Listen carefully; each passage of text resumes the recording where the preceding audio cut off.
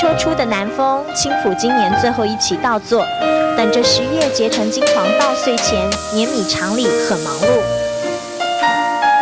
我们现在的高度啊，大约是有5层楼的高度。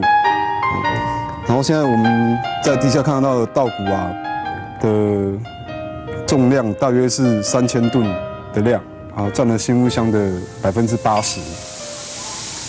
随着碾米机的运转，新屋100年的稻米文化点滴累积。这一座3层楼高国宝级的木造碾米机是最佳的见证。如今完整保存在新屋乡这一座100年谷仓改建的稻米博物馆里。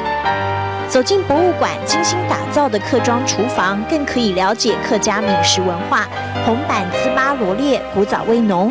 当然要体验客庄风情，一旁占地500坪、列为3级古迹的范江古厝一定要探访。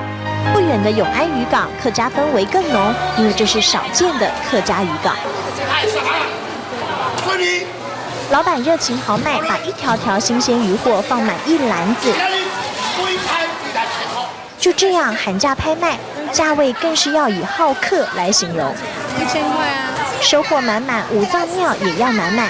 这里的海鲜，看看高朋满座就知道有多美味。吃饱了要动一动，新屋要给您不一样的铁马体验。新屋有北台湾少有的绿色长廊，在这里骑着铁马逛一下，不仅可以饱览客庄风情，同时还可以享受一场森林浴。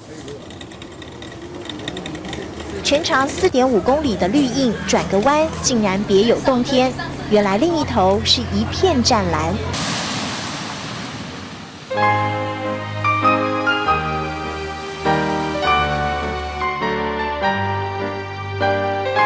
这边是海岸线，那这边是绿色走廊，绿色总是走这一条到福兴宫来回9公里。那这边是海岸线，那这边是右转可以到那个永安去。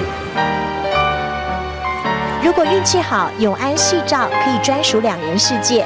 私房景点就在度假村内，2杯咖啡，一段浪漫，已经让人陶醉。